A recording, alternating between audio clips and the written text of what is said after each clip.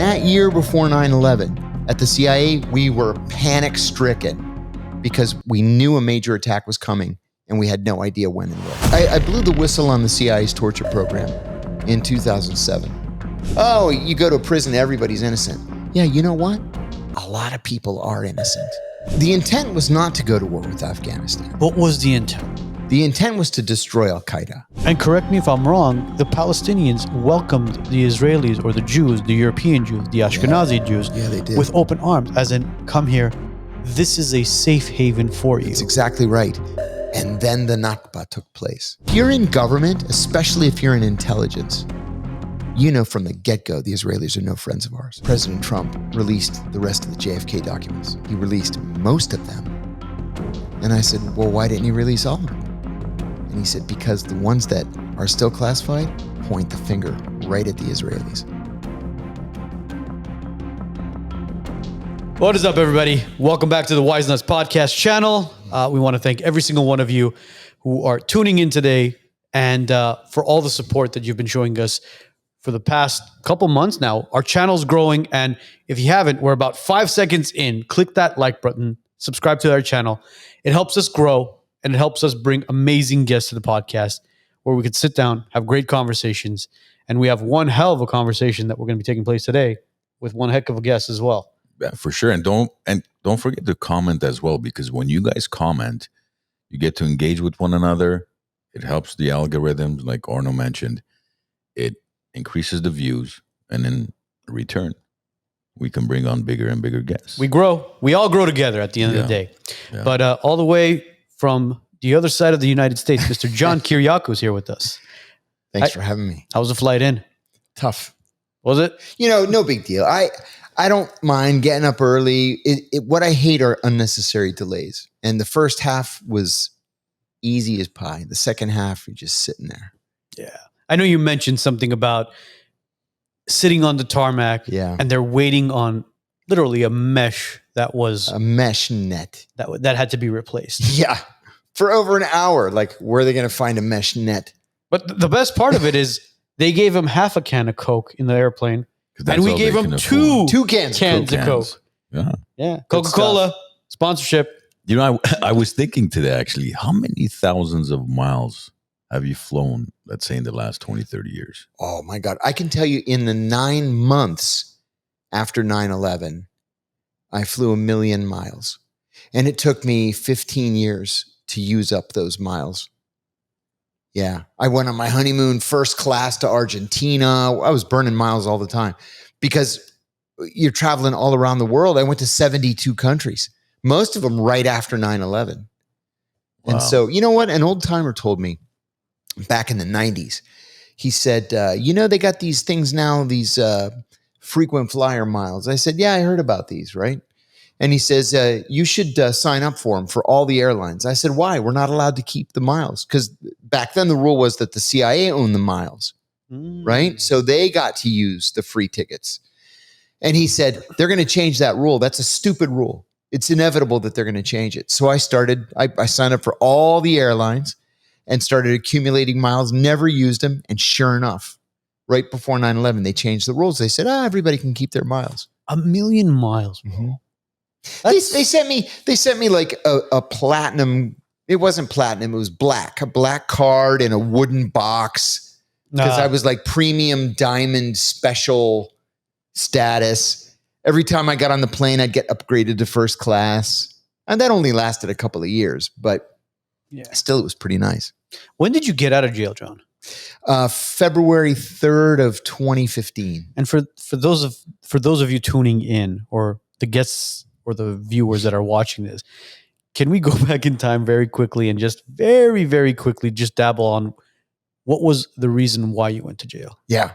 So I blew the whistle on the CIA's torture program in 2007. Patently illegal, besides being immoral and unethical. I went public, blew the whistle on it. I so enraged the CIA's leadership that they reported me to the FBI for revealing classified information. This was December of 2007. The FBI investigated me until December of 2008. And then they concluded I had not committed a crime. They closed the case. 3 weeks later, Barack Obama becomes president. John and I have always hated each other. John Brennan becomes the Deputy National Security Advisor for Counterterrorism, later CIA Director. John asks the Justice Department to secretly reopen the case against me. And so they investigated me for 3 more years. I had no idea. But wait, the case was closed though. It was closed. So double jeopardy? No, because I was never charged. If I had been charged and then they elected to not prosecute, that would have been double jeopardy. So I had no idea. My phones were tapped. My emails were being intercepted. Teams of FBI agents are following me everywhere I was going, into church, into my kids' school to drop them off, Target, restaurants with my family. We always had teams of FBI agents on us that we never paid attention to. And then they charged me with 5 felonies in January of 2012, including 3 counts of espionage. I hadn't committed espionage, of course. What's the definition of espionage? It's very simple. It's providing national defense information to any person not entitled to receive it. So how was that espionage? Exactly. How was that espionage? I went on ABC News. I said the CIA is torturing its prisoners. Oh, espionage. That's not fucking espionage. Unless it's not CIA agents who are torturing, it's somebody else who's torturing, and right. You're giving intel out. But you would think that the definition of espionage that we all know, providing classified information to a foreign government, that's espionage. What Biden did with Ukraine and China is espionage, no? Allegedly. Providing. Thank God you said allegedly. You could make that argument. But anyway, what they did is they waited until I went bankrupt. Before we started filming, we were having a conversation about legal fees. And I ran up about $1.25 million in legal fees. I went bankrupt. And then they dropped all the espionage charges. So they said, well, take a guilty plea to a lesser offense and we'll just close the case. So I decided not to. I decided to turn it down. And they finally gave me what they called their best and final offer. They were trying to get me to accept 45 years in prison. I said, I'm not going to do 45 minutes. I'm going to fight you to the bitter end. And then they came down to 10, and then to 8, and then to 5. And my lead attorney said, I've been an attorney in Washington for 52 years, and I've never seen them come down in time. I said, why are they coming down? He said, well, usually they'll offer you 10, and if you say no, the next offer is 15, and then 20. So I said, why are they coming down? He said, because they have a shit case and they know it's shit, and that's why we're going to trial. Well, I believed him. We're going to trial. We're going to fight this thing. So they make a best and final offer, 2.5 years. I do 23 months. From 20 to 2.5. From 45 to 2.5. So from 45 to 2.5 years. And I said, no, I'm not doing it. I said, I didn't do anything wrong. I'm going to fight you. So I emailed the lawyer 6:00 in the morning.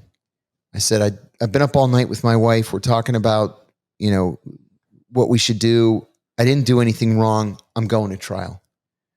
And one of the attorneys says, put on a pot of coffee. We're on our way over. So they get to my house 7:00 in the morning. And the one that was an attorney for 52 years, he was the first one through the door. And he says, you stupid son of a bitch, take the deal. I said, you're the one who told me not to take the deal. He said, I only said that to keep your morale up. So the other ones, there were 4 lead attorneys. I had 11 attorneys altogether. This was a major national security case. Like every time there was a development, it'd be on the front page of the Washington Post, the front page of the New York Times. People are writing editorials about it. So the second lawyer, who was a real Southern gentleman, beautifully dressed all the time, just a lovely guy. He says to me, look, if you were my brother, I would beg you to take this deal. Just take the deal. And I said, but I didn't do anything wrong. And I have 5 kids. I can't just go to prison just like that and just walk away from everybody and let them fend for themselves. And then the third attorney pulls me aside, and he was a little bit angry. And I actually liked and respected him the most. And he said, you know what your problem is? Your problem is you think this is about justice, and it's not about justice. It's about mitigating damage. take the deal.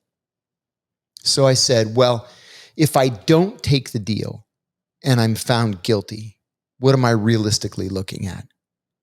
And they said 12 to 18 years. Take the deal. So I took it. And I say all the time, there's this ongoing joke. Everybody knows this joke that, oh, you go to prison, everybody's innocent. Yeah, you know what? A lot of people are innocent. But the government does this thing. They do two things, strategies. One's called charge stacking, where let's say you actually did something, right? They won't charge you just with one thing. They'll charge you with 20 felonies. And they'll wait until you go bankrupt. And then they say, all right, we'll dismiss 19 of them if you take a guilty plea. Well, maybe you actually didn't do it, but you're looking at 100 years in prison. And you know the old saying that a jury will convict a bologna sandwich if the bologna sandwich is on trial, right? People say all the time, well, if they were innocent, the cops wouldn't have arrested them in the first place. That's not the system we have. The system that we have is that you're innocent until proven guilty. Correct. Not when you're facing the government. Not when you're facing the government. And that is why the government wins 98.2% of their cases. Because you can't afford to fight the government. No, that's the difference. you can't. It's not, that's true, but it's not only that.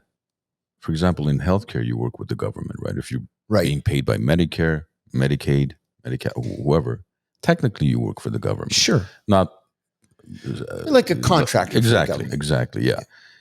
And their approach, and I've asked them this. I've asked several people who work for CMS. I said, so we as providers of Medicare are guilty until proven innocent? Absolutely. They're like, unfortunately, that's what it comes down to. I said, how? I thought we're innocent until proven guilty. But with anything related to government, you're not. I had this judge in my case too, this little tiny midget.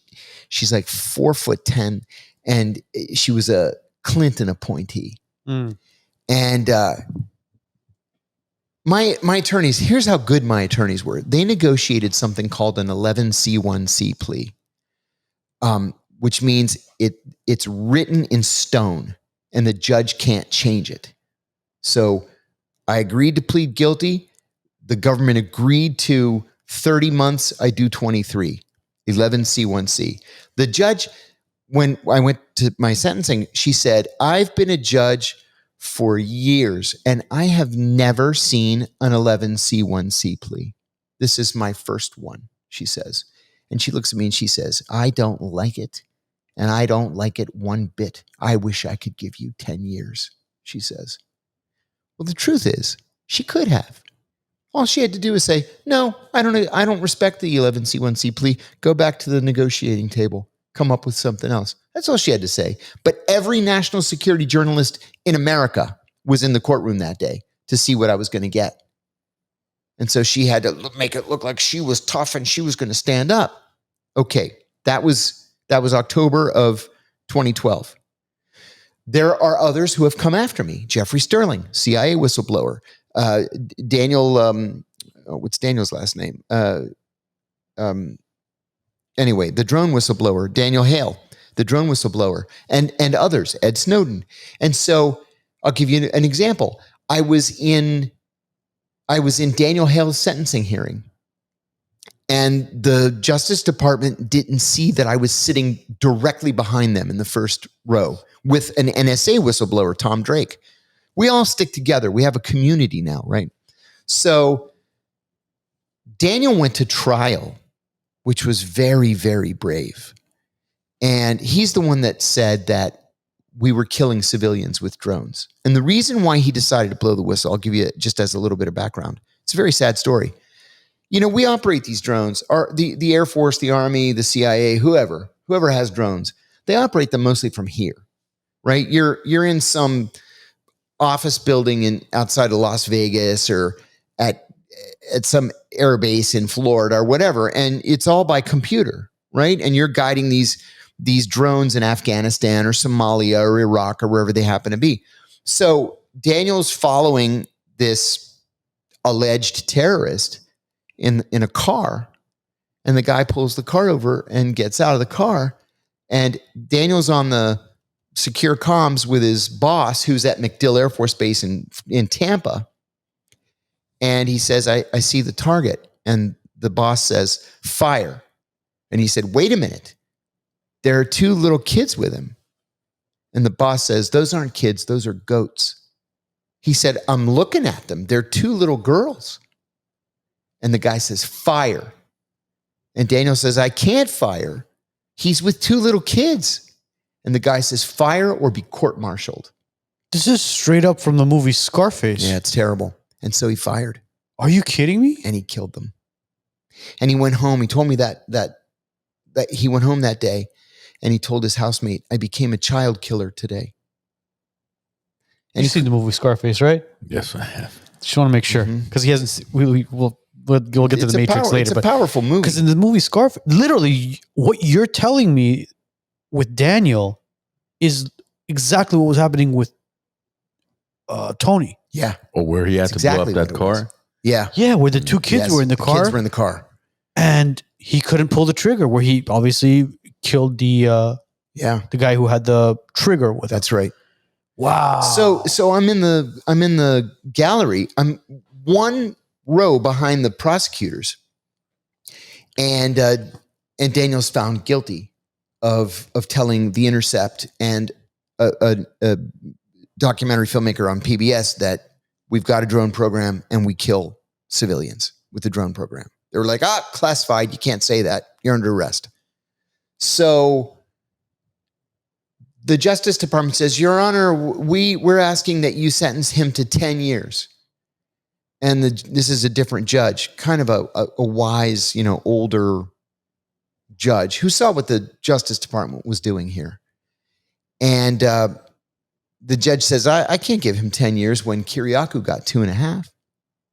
He said, I'll give you Kiriakou, or the defense said, how about Kiriakou plus 12 months? Because I took a plea, he went to trial. And you're punished if you go to trial, right? It's called failure to accept responsibility. So they increase your sentence if you exercise your constitutional right. Because you're fighting the system. That's right. why. That's right. And they make you pay. So the Justice Department's like, no. Sterling got Kiriakou plus 12. It's going to have to be Kiriakou plus, 60. And I'm sitting right there, and this Washington Post reporter looks at me, and he says, what do you make of this? I said, he's going to get screwed. He's going to get screwed. And the judge is like, enough of this talk. He says, I'm going to do, and the judge didn't know me. He didn't recognize me. But he says, I'll do Kiriakou plus 24. And then I went up to Daniel afterwards, and he was distraught, as you might imagine. And I said, buddy, this was a major victory for you. I said, what they're not telling you, and this is what I learned in prison, is that you're entitled to 15% of your time off for good behavior. You're entitled to up to 10% of your time in a halfway house or home confinement. And if you tell them that you have a drug or alcohol problem, they'll send you to something called RDAP, the Residential Drug and Alcohol Program. You get another 12 months off. So I said, don't worry, you're not going to be in prison for 4.5 years. Yeah. And sure enough, he got out at around 2. How long were you in prison? I was in for 23 months. But you did the full 23. I did every day of it. They fucked me at every opportunity. And I told them, I said, listen, I have lived in far worse places than your prison in Loretto, Pennsylvania. So it's not like you guys are intimidating me in any way. See, John, I want to know this. Why is it that you, as the whistleblower, were sentenced to 23 months in jail? Yep. For whistleblowing. Yep. But the individuals who called the shots, there it is right there, are serving nothing at all. No, and in fact, literally all of them went on to multi-million-dollar book deals. Oh, really? The book deals, huh? That's where it was. My big complaint, to answer your question specifically, is that we have a whistleblower protection law in the United States, but national security whistleblowers are not protected by it. So if you work for the CIA, the FBI, Pentagon, NSA, you're screwed. I mentioned Tom Drake a minute ago. Yes. Tom was one of the early whistleblowers. Right after 9/11, he blew the whistle on a program at NSA that NSA instituted that started collecting the communications of American citizens, which was against the law. And they charged him with 9 felonies, 7 counts of espionage, 2 counts of theft of government property. You know what the property was? It was the information. He walked out of the building with the information in his head. How many counts for 7 tampering? counts of espionage and 2 counts of theft. For government theft. Yeah. All because it was in his He head. stole the information. It was in his head and he walked out of the building with it. Nice, right? So get this. They raid his house. They take all of his electronics, everything. And then they go to his wife, who's also at NSA. And they say, we're raiding your house and arresting your husband right now as we speak. You're either with him or you're with us. And she was with them. So they gave her an ultimatum. Mm-hmm. And that's totally legal, right? Absolutely. So he pled not guilty and he fought it and fought it and fought it. Why did he fight it? Because what they teach us to do is if you see waste, fraud, abuse, illegality, or threats to the public health or public safety, that's the definition of whistleblowing. First, you go to your boss. Tom went to his boss. Boss told him, buddy, this is way above your pay grade. You need to walk away. Then he went to the general counsel. And the general counsel said, this is none of your business. You need to stop. Then he went to the inspector general. The inspector general wasn't read into the compartment. So the inspector general said, I don't know what you're talking about. Then he went to the Pentagon inspector general because NSA is a DOD agency. They ratted him out to the NSA leadership and said, hey, you have a loose cannon. This guy's out talking to people about this program. Then he went to the House Intelligence Committee, which is the oversight committee, and said they're committing illegalities. They grab him and charge him with 9 felonies. He was facing 90 years in prison. And so literally the night before the trial began, the case fell apart and they had to drop all the charges. Because he hadn't committed espionage. How does the whole whistleblower protection law play into this? Because, in 1778, that law was passed after the first whistleblower incident in 1777. That's right. right. That's against exactly the right. Same situation as yours, where the British prisoners of war were being tortured.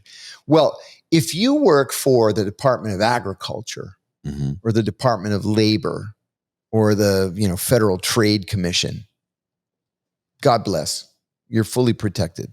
You go to Senator Grassley or Congressman Jordan, you fill out the form. They say, oh my God, you're being discriminated against. We're going to protect your job. If you work for the intelligence community, you're screwed. There's literally nothing that you can do to protect yourself. I met with a guy yesterday. I'm not going to say who he is. Yesterday was a Saturday. And an attorney reached out to me and said, look, I represent an intelligence community whistleblower.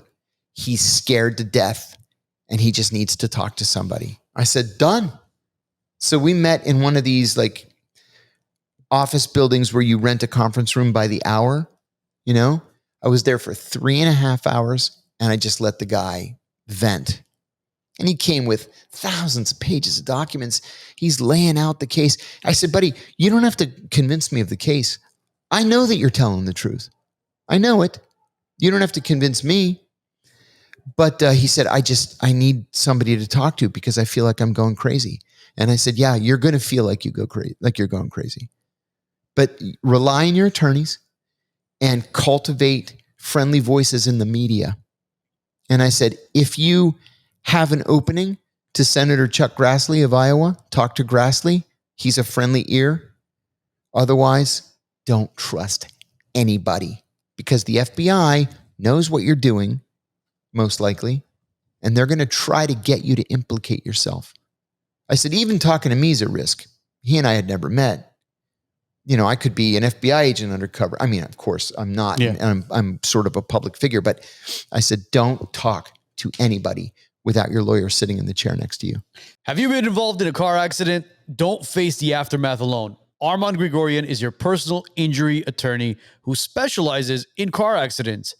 He'll fight for compensation that you deserve. Call Arman Grigorian now at 818-404-0333. That's 818-404-0333.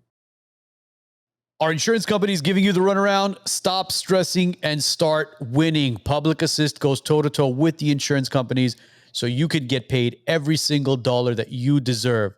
Fire damage, water damage, storm damage. Has a tree gone through your house? Public Assist has your back. Don't wait. Call them today. 818-242-0998. 818-242-0998. The CIA was founded in 1947. With the passage of the National Security Act of 1947. Yes, and they replaced the OSS. Correct. So what was the purpose behind replacing the OSS? It was like you had a central intelligence agency at the time. Why replace it and officially call it the Central Intelligence Agency? OSS was the Office of Strategic Services. Correct. So what it did, for the most part, was it parachuted Americans behind German lines in the Second World War. So what they did is, for example, I'm Greek American. A lot of early OSS guys were Greek Americans who spoke Greek. They would parachute behind Nazi lines into Greece, speak Greek, look like Greeks, and then, blow up bridges and stuff so that the Nazis couldn't get their supplies. So it was Greeks and Italians and a lot of German Jews. So they were Jews who spoke German but could pass as German citizens. Yeah. And it was mostly sabotage. So after 1945, all of a sudden, with the dropping of the 2 atomic bombs, we're a superpower. We had never been a superpower before. And the British convinced President Truman, you need a serious intelligence service. You don't have one. OSS essentially ceased to exist once the war ended. Everybody just went back to Wall Street and they went back to their law firms and their jobs that they were doing. And so Truman asked the British MI6 station chief in New York. It's funny, he wasn't even in Washington. He was in New York to help us create this organization that's going to be the central repository for all analysis and operations. We're going to call it the Central Intelligence Agency. There was serious pushback by J. Edgar Hoover at the FBI. And Hoover said, we don't need any CIA. I can be the head of both the FBI and the CIA. CIA should be part of the FBI. And Hoover started going to Capitol Hill to try to convince important members of Congress to vote against this National Security Act, which also created the National Security Council. So Truman told a lie, which was very important historically. He called Hoover in and he said, you're right. We're going to create this CIA and it's going to be a division of the FBI. But you've got to go back to the Hill and tell everybody to vote yes. Well, there was never any intention to make the CIA an adjunct of the FBI. And so the National Security Act of 1947 was passed. Truman signed it into law. The CIA was created. Hoover was humiliated. And so the CIA and the FBI, for all intents and purposes, never cooperated between 1947 and the 9/11 attacks. And in 1949, Mossad was created. Correct. So I want to ask you this. Is it a coincidence that in 1948 you have the CIA created and then in 1949 you have Mossad created? Did they work hand in hand together or are they completely two separate different agencies? Oh, they're two separate agencies. And we've never been as close with the Mossad as we are with, say, the Five Eyes, the other four partners of the Five Eyes. Five Eyes are US, UK, Canada, Australia, New Zealand. Yes. But the CIA and MI6 and, by all accounts, the KGB jumped in to train Mossad. Keep in mind also that Mossad was different than all these other intelligence services because the Israelis couldn't lose. If they were to lose, everybody dies. They're going to be pushed into the sea, right? So they didn't have rules and laws like all these other services had. So how much influence does Mossad have on the CIA and U.S. foreign policies? It's not specifically the Mossad that has influence over foreign policy. It's the Israel lobby in the form of AIPAC and very wealthy Jewish Americans. You know, and that wasn't even really the case until the Nixon administration. You know, I heard something the other day from a history professor that I had never heard this before. We were talking about the founding of Israel. And he said, you know how Israel was founded? I said, yeah, of course. You know, the Truman administration and the United Nations and blah, blah. He said, no, it was $2 million in a briefcase that was delivered to the Truman campaign train in 1948. I said, no, I didn't know that. He said, yeah. Truman really didn't care if European Jews had a homeland or not. That was a British problem.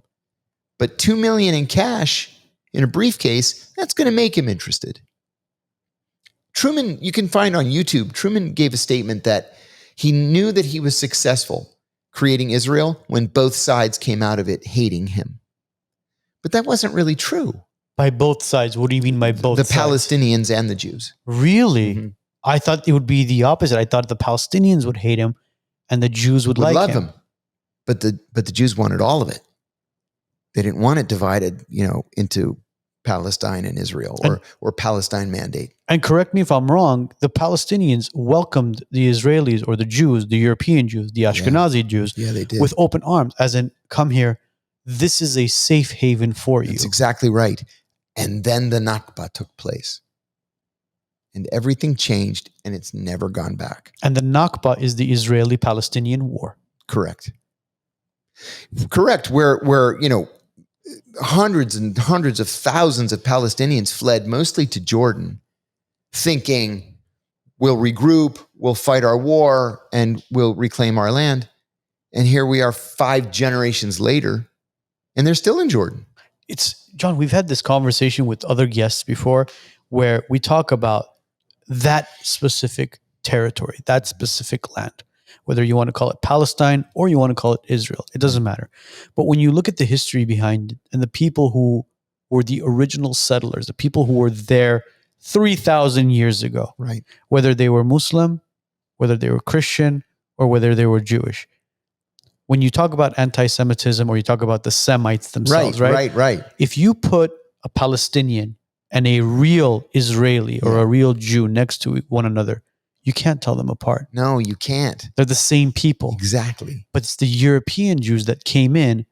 That's it. That infiltrated that land or that area. And a lot of governments, whether it's the United States government, the European government, and completely screwed everything up. And in fact, it's gotten even worse over the last 20 or 25 years because of this massive influx of Jews from Russia and Ukraine. So it's pushed the Israeli electorate even further to the right. But you're absolutely right. It was, I mean, people, they hated the British, of course, because the British were the colonial power, but they got along with each other. They worked together. They all owned land and cultivated oranges and olives and, you know. Yeah. Now you fast forward to 2001. Bush is in office. And on September 11th, an attack takes place where 2 very, very historic buildings collapse after 2 planes allegedly crash into the building.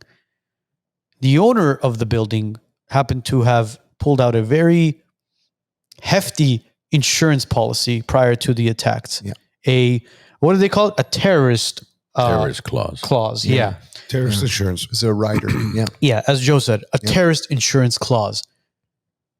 These planes crash into the building. What was his name? Mr. Larry Silverstein? Silverstein, Silverman, something like that. Silverstein, and he had asbestos throughout the building that was going to cost him billions of dollars. Yeah, he was.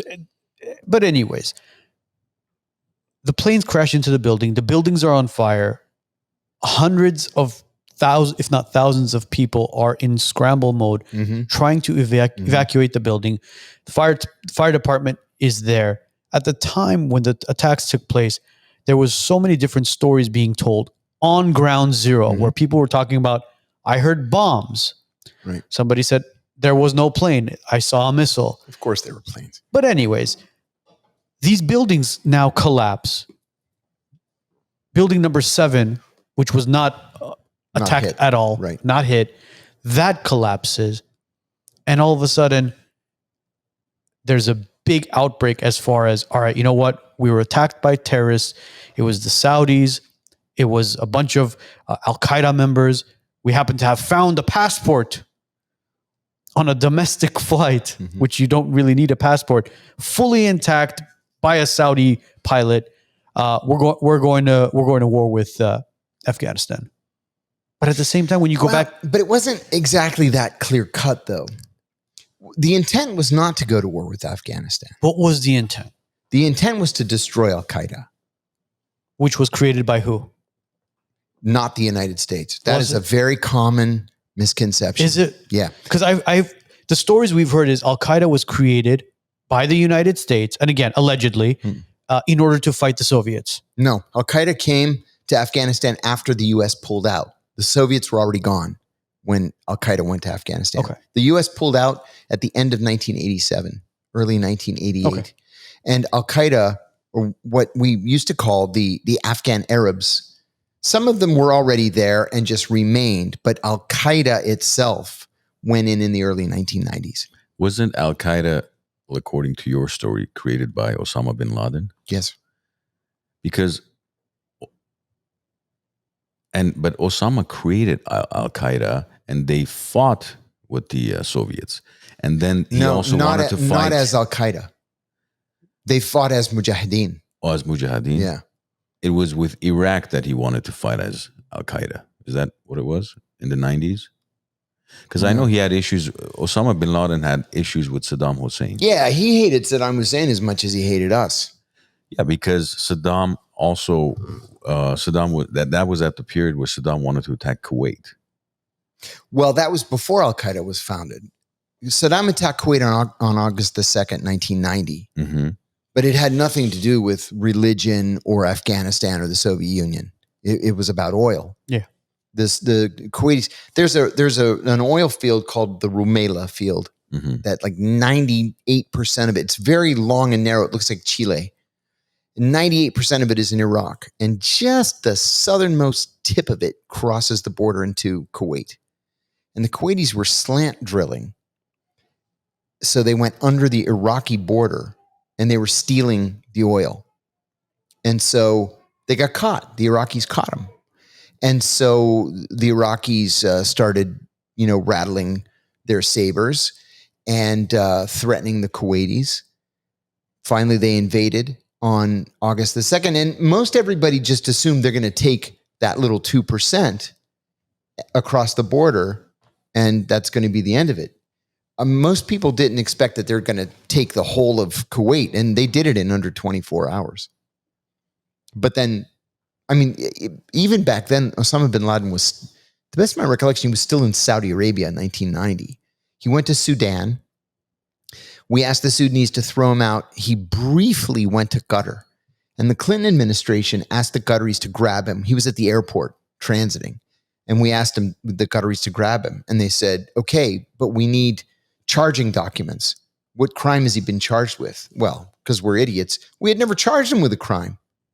There wasn't even a grand jury that had been assembled. So we said, we don't have a crime. They said, we can't just kidnap him. And so they let him go. And he went on to Afghanistan. So he got to Afghanistan, I'm going to say in 95, 96, something like that. But there's a lot of rumors that he was also somehow linked to the CIA. Everybody says is there that. any truth to that? No. Because I think his hatred towards the U.S. came in because his father was a contractor who worked. Oh, his father was Abdurrahman bin Laden. He was one of the richest men in the world, Right. Not just a contractor, like the contractor for the whole Middle East. You want to build an airport or an interstate highway system? You went to bin Laden Construction. And he was the one who built all the refineries for the California company that moved there in the 30s. Aramco, that became Aramco. Yeah. Yeah. The Arab American Oil Company. But going back to where the conversation began as far as 9/11 is concerned, how much U.S. involvement was there in the attacks of 9/11? I honestly don't believe that there was official U.S. involvement. Do you really think that we were attacked by? Yeah, I do.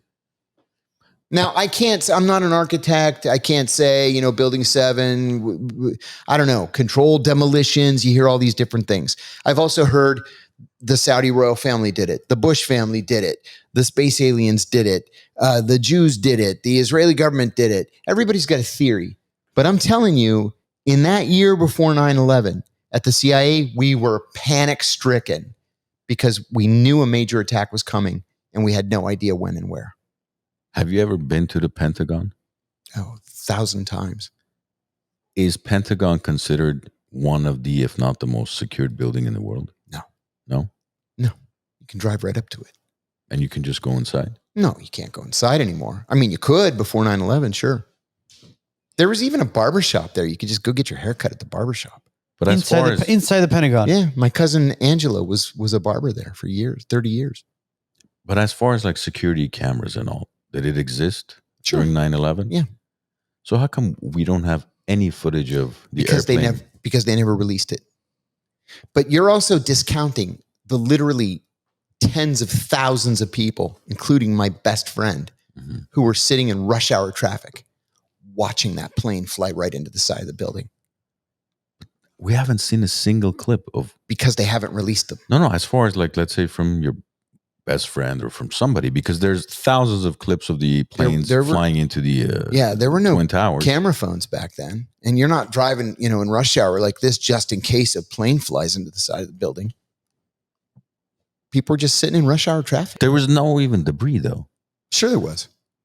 Plane parts? Sure. The plane hit the ground and skidded into the side of the building. There was debris all over the place. It took weeks to clean it up.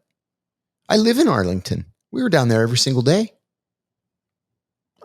See, I don't remember seeing any clips of any debris back then. But this is part of the danger, is the years pass and people forget some of the details. We latch on to these ideas or theories and we just forget about what it was when it was actually playing out.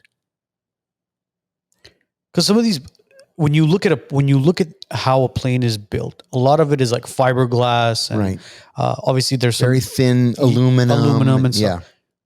How does something like that fly into a building and take down concrete, steel, glass? But do you remember though when it first hit, it actually didn't penetrate beyond the first ring. It didn't take out the building. It was that almost V-shaped hole in the first of the 5 rings and didn't penetrate beyond that. But then you look at the same plane, if not actually more advanced, recently in India that took off and then it crashed into a building. The plane was still intact. There was a lot of the plane that was still somewhat standing. And the building didn't collapse. And the building didn't collapse either. And it was a much older building as well. But, but all of a sudden, that one plane was able to take down that steel structure. That's where the question... Are you talking about the World Trade Center? Yeah. Huh. I don't know. I had somebody describe it to me as like a tin can. Right. If you've got a tin can and you push down on the top, it's strong. You can't smash it. If you put a little chink in the side and push down, you can smash it. But how many floors is the World Trade? Or it was like 105 or 110, something like that. And it wasn't like it was hit right in the middle. It was hit at the top. Yeah. So you're telling me that top portion was able to completely demo it to the ground? Like I say, I'm not an architect or engineer, but that was my understanding. And you don't hear it very often anymore. There was this line of theory about thermite paint and nano thermite and all this shit that doesn't exist, that people ran with for years. Like, oh, they painted with explosive paint. It had thermite in it. It's like, no. Yeah. Those were a little bit over the edge. There was a lot of people that interviewed weeks after or years after that said we heard a lot of dynamites and kind of like, how they but I mean, demolition, how the easy controlled would demolition. it be? How easy would it be to just in this chaos that's happening that day, you hear an explosion and you just assume it's dynamite? I mean, has there ever been any dynamite that was found or dynamite residue? No.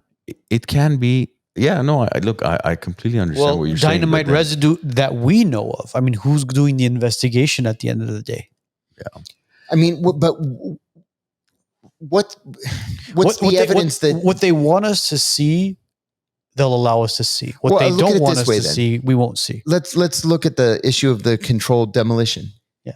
Do you know how long it would take and how much work it would entail to wire those buildings with explosives? And not a single person ever noticed that, they're wiring the entire buildings to be detonated. Well, the stories behind that were that there was a lot of construction taking place late nights when everybody was exiting the building. Right. So whether it was the asbestos testing that they were doing or strapping dynamite to the building, nobody knows. Again, these are, I hate saying the word, these are conspiracy theories that take place where you just look back and you say, all right, what really did happen? And you ask these questions, and it's all dialogue at the end of the day where you have this conversation with different people and you get different perspectives. But obviously there are people that go to the extreme. Oh yeah, sure. The paint that you mentioned, right? Yeah. All right, it's like, dude, all right, calm down with the whole paint situation. The nano-thermite paint. Yeah. But then at the same time, you look at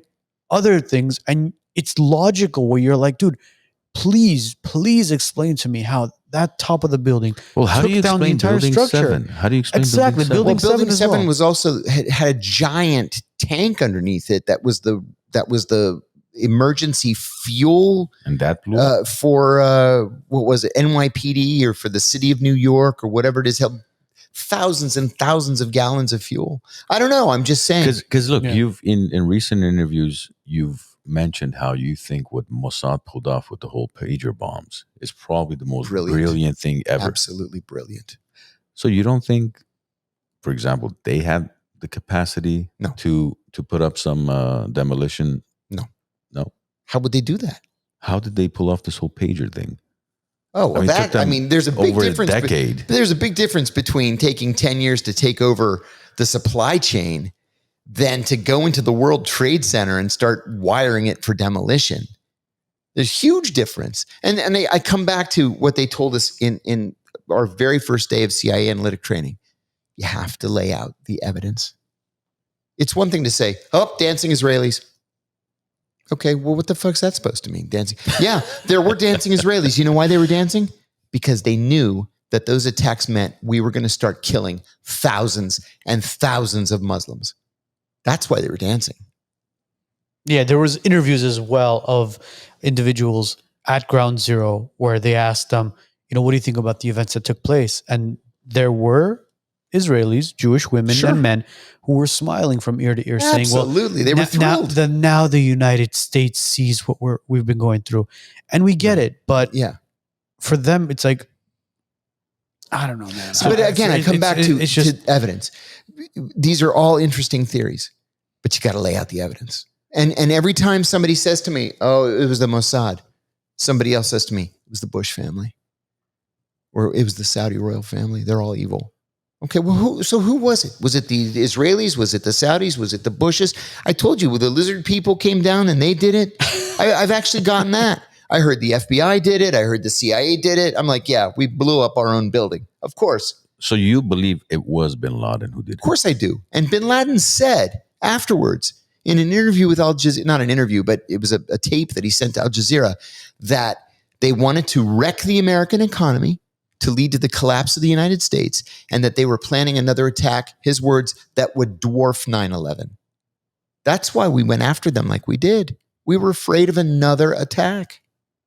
Are you looking for a place to kick back and celebrate? Well, the Glen Arden Club has got you covered. Upstairs, you got a private lounge with a cigar room. Downstairs, you got the Moose Den, where you can have cocktails and private events. Hey, are you even hungry? They got an outside pizzeria serving one of the best pizzas in town. If you're interested in becoming a member with the Glen Arden Club or booking an event, contact the Wise Nuts. We'll connect you to the boys at the Glen Arden, and you could become a member here or host your next gathering. You know, I guess I kind of find it hard to believe that you believe in that theory. Why? Because you yourself were convicted because you blew the whistle on torturing strategies of the CIA. Mm-hmm. Yet you still believe the theory that the government has told us via the media. No. It's not that I believe the theory the government told us. It's that I looked at the evidence and came to my own analytic conclusion. I just find it very, even forget about all these conspiracy theories of, well, the plane just crashes into a building. I've talked to many structural engineers. A lot of them have said, sure, it's impossible for that building to collapse. collapse. But the thing is there are an equal number of structural engineers who say those guys are just wrong. That's what I mean. Of course. We have to lay out the evidence. But how do you, because I mean, Osama bin Laden, yes, he had a lot of money.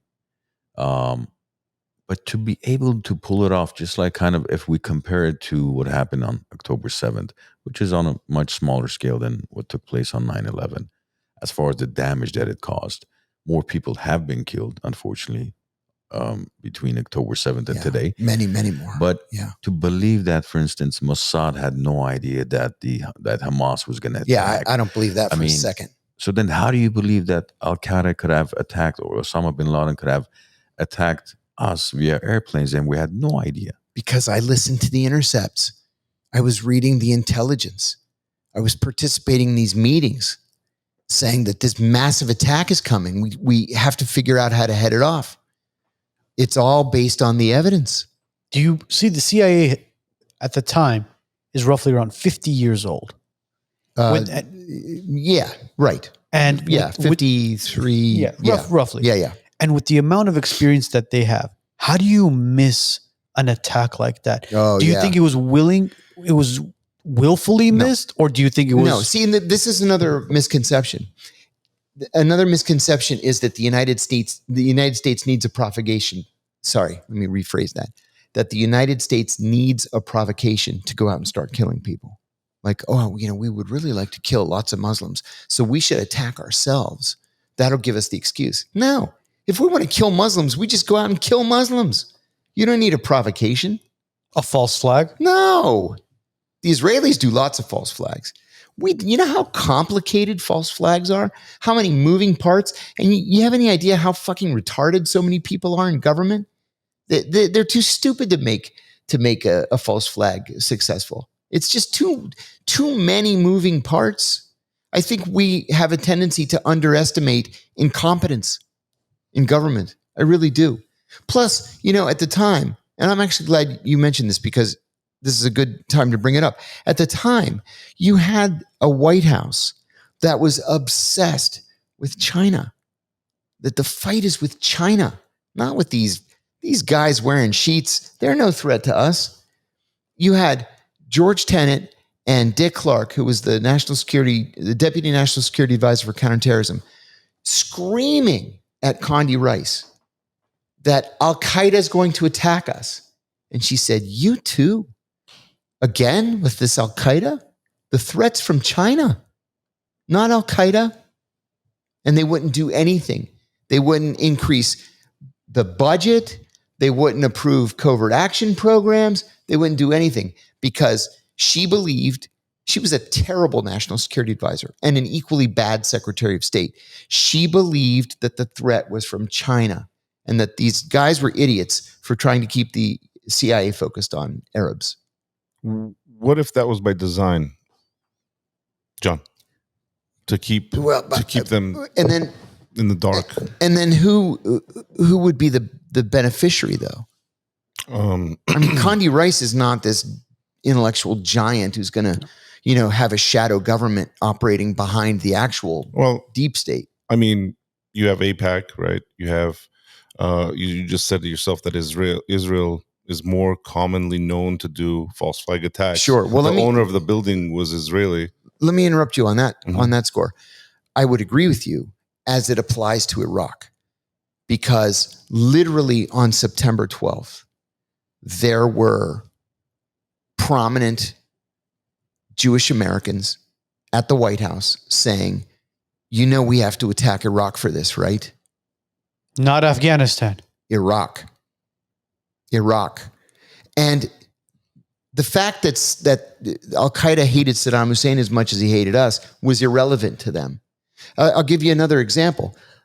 You've heard of Ahmed Chalabi, I'm sure. So Ahmed Chalabi, we have a little time? I'll tell you a little story. So Ahmed Chalabi was very unusual in that he was a Shia Muslim Iraqi Kurd. There are like, a dozen of them. I'm exaggerating, of course, but the Kurds are mostly Sunni. It's a hell of a mutt. Yeah. Yeah, exactly. He's like a mutt. Mm-hmm. So his parents left Iraq in 1965 before the Ba'ath Party came to power. So pre-Saddam, pre-Ba'ath, pre-everything. It was still a kingdom at the time. They moved to Jordan. And he went to school in the UK, got an MBA, got a PhD, and went back to Jordan and created a bank called Petra Bank. And it catered to Iraqi immigrants and refugees. So the bank became like the go-to place if you were Iraqi to put your savings, your retirement, you had your checking account. Well, he ended up just stealing all of it, every dollar of it. And the story is that he escaped to Syria in the trunk of his secretary's car and made his way back to London, where he had this, $20 million townhouse in Mayfair by Harrods and, lived happily ever after. Well, he started promoting himself as the alternative to Saddam Hussein. Why? Because he's pro-American, he's pro-British, he's pro-Israeli, and if you guys overthrow Saddam Hussein, just make me president, and I'll give you anything you want. So in 1991, the CIA created this organization called the Iraqi National Congress. They created it in a hotel conference room in Vienna, Austria. And what it was supposed to be was representatives from like 24 different Iraqi exile groups. Every Iraqi who ever left the country and had a position of import in the Iraqi government. Maybe you were an ambassador, maybe you were a general, maybe you were the head of the intelligence service, and then you fled. You made your own little group, and it was in London or Brussels or Geneva or whatever. So they all came together in Vienna, and they all made up this group that the CIA created and funded called the Iraqi National Congress. And we named Ahmed Chalabi the director, the president of the Iraqi National Congress. King Hussein says, "Oh, no, you don't. This guy was sentenced to death in Jordan for stealing all the money from Petra Bank. There are thousands of Iraqi refugees who are destitute now because he stole their money." So the CIA said, okay, how about if he gives most of the money back and then you guys drop the death penalty charge against him? The Jordanians didn't like that, but we sweetened the deal a little bit. And okay, fine. They back off the case against Chalabi. So the CIA begins to fund Chalabi and the Iraqi National Congress in 1991. And then we notice very quickly that all the money starts disappearing. And that Chalabi's wearing $5,000 suits, and he's driving a Maybach, and he has a new house in Geneva, and he has a new house in Washington. And we're like, what the fuck are you doing? So the CIA issues what's called a burn notice on him. That's literally everybody in the CIA gets an email or a cable that says you are not permitted to do business with this Ahmed Chalabi. He's burned. He's dead to us. Okay, fast forward to 2001. 9/11 happens. Dick Cheney says the Iraqis did it. We said the Iraqis didn't do it.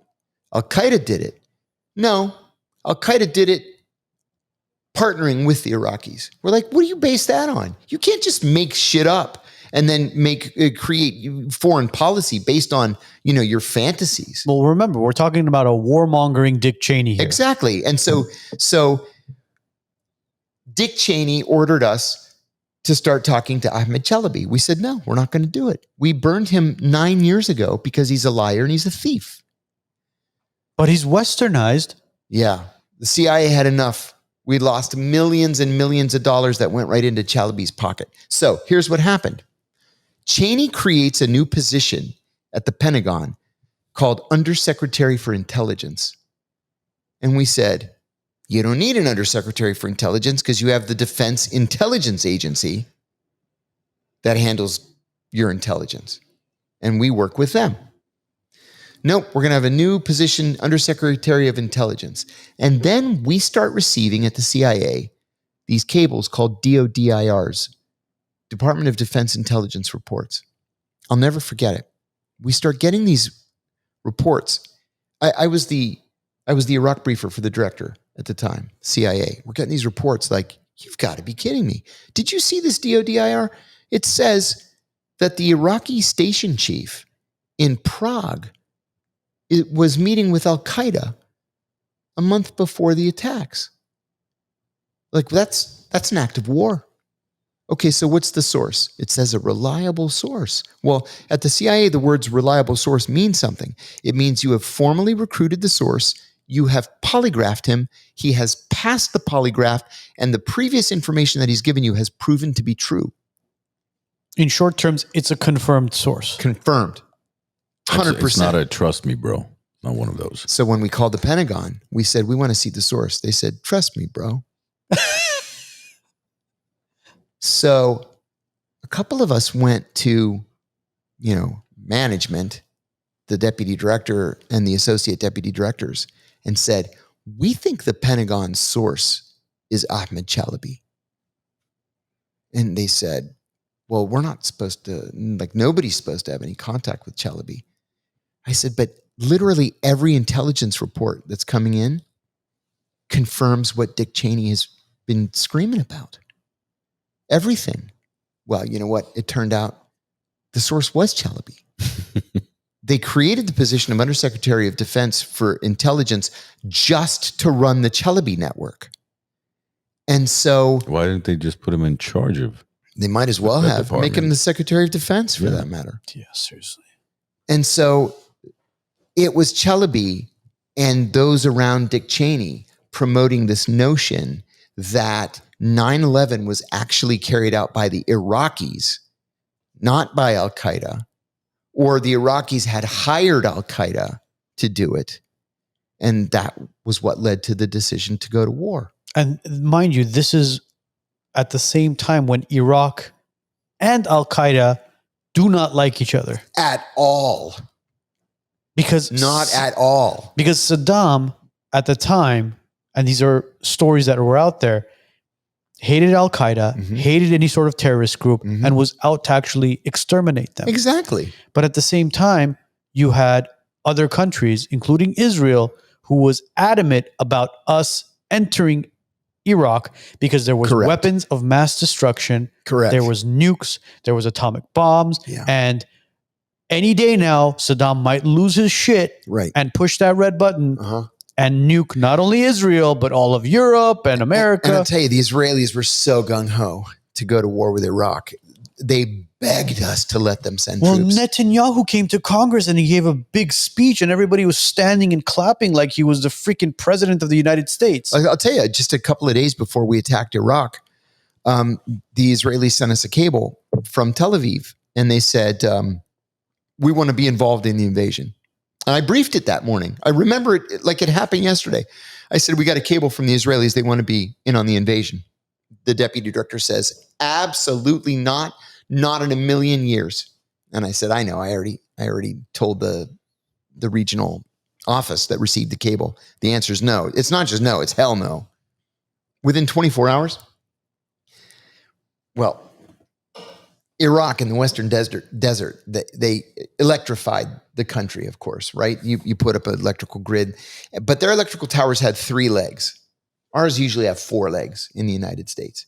Theirs had 3. So just 2-3 days before the war started, every one of these towers just started toppling over in the desert. You can drive for 20 hours in Western Iraq and never see another human being. It's just wasteland. Yeah. So they had run these electrical lines all the way out to the Jordanian and Syrian borders. The Israelis clearly had sent in teams, sabotage teams. They put explosives on one leg of every tower. And for like 100 miles, all the towers just started tipping over. And I remember the deputy director saying, those damn Israelis, they just can't take no for an answer. Like they had to be involved. Even in the first Gulf War, the Israelis came to us and we were putting this coalition together to push the Iraqis out of Kuwait. And the Israelis like, we want in. We were like, are you crazy? If you jump in, the Syrians are out, the Egyptians are out, the Saudis are out. Nobody wants you in. Just let us do our thing. And then we pushed the Iraqis out. So was it us telling Israel, don't send troops in? Don't send anything. They were like, oh, we could send ambulances. We're like, no, we don't want anything from you guys. Nothing. Everybody else is going to quit if you guys get involved. So then how come when we invaded Iraq and we invaded Afghanistan, you had Marines, you had the Army, you had the Air Force, and at the same time, you had the British coming in there and helping us as well. So why is it that the Brits could come and help us, but Israel, who was adamant about attacking Iraq, and Netanyahu's, like I said, at Congress, in the United States, giving a speech saying we must take out Iraq and get those weapons of mass destruction, yet they can't send their IDF soldiers? Oh, absolutely not. Why not? Because they're pariahs. They're international pariahs. What about the British Army? No, the British Army is the British Army. They have bases all over the place just like we do. So how is Israel our greatest ally then at that point? Oh, they're not. They're not. That's another misconception among the general public that we're friends with the Israelis. So if you're in government, especially if you're in intelligence, you know from the get-go the Israelis are no friends of ours. No way. So why is it that majority of the United States continues to push that narrative? Yeah, because that's the power of the Israel lobby. I mean, today you can speak foul of any country. Not Israel. Not Israel. In fact, there are 34 states that have laws saying that if you contract with the state, even on a one-time basis, you have to sign a loyalty oath swearing your loyalty to Israel, not to the United States, to Israel. I have a friend who was hired to give a speech at Georgia State University, right? You go in, you give your speech, $500, you go home. And they said, well, you have to sign this declaration saying that you support Israel. She said, I don't support Israel. Well, you have to sign it or you can't contract with the state. We can't pay you. We're going to have to cancel the speech. She said, cancel it. I'm not signing a loyalty oath to a foreign country. You go up to Capitol Hill. Senator Tom Cotton, this moron from Arkansas? Yes. He has the Israeli flag outside his office in the hallway, in the Senate office. How is that allowed? Exactly. How's that allowed? There's this idiot congressman from Florida, this Republican from Florida, who a day or 2 days after October 7th wore an IDF uniform on the floor of the House of Representatives. I saw that. What have we lost our minds? What happened to America first? Exactly. I'm for America first. Absolutely. And this has nothing to do with the anti-Semitism card that they play. Absolutely not. In fact, I was talking to a guy just last weekend. I gave a speech in, where was I? I gave a speech in New York at St. John's University. And he's an Israeli guy, but he had this like transformation. So now he's a member of Jewish Voices for Peace, which is quite active in New York. And he told me he's an Israeli citizen. He went to school in Israel. And he said, they teach us in public school in Israel to accuse anybody who criticizes Israel of anti-Semitism, no matter what the criticism is. He said, we're instructed to call them anti-Semites. Well, yeah, that's their basic victim card that they pull out. Right, because it silences debate. Of course it is. It's like a yellow card in soccer. Exactly. You did something bad, up. I'm going to pull the card out. Back out. Exactly. Back off. We've spoken about this whole anti-Semitism card that they play and the victimization that they play and how they bring up the Holocaust and you're a Nazi if you speak up against us. Yeah. But when you, as Armenians, the three of us being Armenians, the Armenians went through a genocide as well. Absolutely. In 1915, 1.5 million Armenians were massacred, That's right. along with Assyrians and Greeks. That's right. We lost hundreds of thousands of Greeks, not losses to the point that the poor Armenians suffered, but yeah. So you're talking this was about an honest to God genocide. Yeah, Hitler said, "Who today remembers the Armenians?" That's right. Yet when you look at the countries that don't recognize the Armenian side, you would think that Turkey wouldn't recognize it. Absolutely, Turkey committed the you'd think. genocide. That Turkish flag is still around. Azerbaijan doesn't recognize it, but you know what else is another country that doesn't recognize it? Yeah, Israel. Israel doesn't recognize it. Have you been involved in a car accident? Don't face the aftermath alone. Arman Grigorian is your personal injury attorney who specializes in car accidents. He'll fight for compensation that you deserve. Call Arman Grigorian now at 818-404-0333. That's 818-404-0333. Why is it that Israel can't recognize the Armenian genocide, yet they play the victim card as to, we went through a Holocaust? Yeah. Well, so did we. I think for a couple of reasons, neither of which are legitimate in my view. But on the one hand, recognizing another genocide would dilute the political power of the genocide against the Jews in the Second World War. Well, what I'm about to say might be taken out of context. And again, ladies and gentlemen, don't take this out of context, but we were only 1.5. You were 6 million. Why would it dilute it? I know. Genocide is genocide. Absolutely. Right? I mean, we have to learn from these things and recognize them and commemorate them. I was in Greece in March, and there was a huge event set up in Syntagma Square across from the parliament. It's the main square of the country, right? And it was about the Pontian genocide. There were Greeks, Ottoman Greeks that lived along the Black Sea. Just 1,500 of them left. But we're talking about hundreds of thousands of Greeks that lived on the Black Sea in an area that used to be called Pontos. My mother's mother's family came from Pontos, and they escaped in 1920, 1918, and made their way to Greece ahead of the collapse of the Ottoman Empire when they were massacring the Armenians and the Assyrians and the Greeks. Well, my friend that I was with had never heard of the Pontian genocide. And I said, here in Greece, we teach it, right? Because you have to learn from history. Every Greek knows what happened to the Armenians. Every Greek knows what happened to the Assyrians. How many Americans even know what the word Assyrian means? Seriously. They don't. They don't know. But also ask yourself this question, John. Why do they not refer the Holocaust to as genocide? Why the Holocaust? I think really it's because for so long, the Israelis were cultivating close relations with the Turks, which is why the Greeks were so pro-Palestinian for so long, that I think that they calculated, and we can just screw the Armenians because there aren't many of them. We're going to go with the Turks. And the Turks aren't going to want us to recognize the Armenian genocide, but the Turks are going to sell us weapons. And they're going to give us a little foothold in the Muslim world. I think that was a very cynical calculation. But why wasn't it called the Jewish genocide, Israeli genocide? Say it again. I mean, not Israel. Why wasn't it called the Jewish genocide? Why the Jewish Holocaust? Why was it called the Jewish Holocaust? Yeah, every other country that faced a genocide or mass killings was called a genocide, right? Yeah. Not Holocaust. Oh, I see. It's not called the Armenian Holocaust. No, you're exactly right. Why? That's a good question.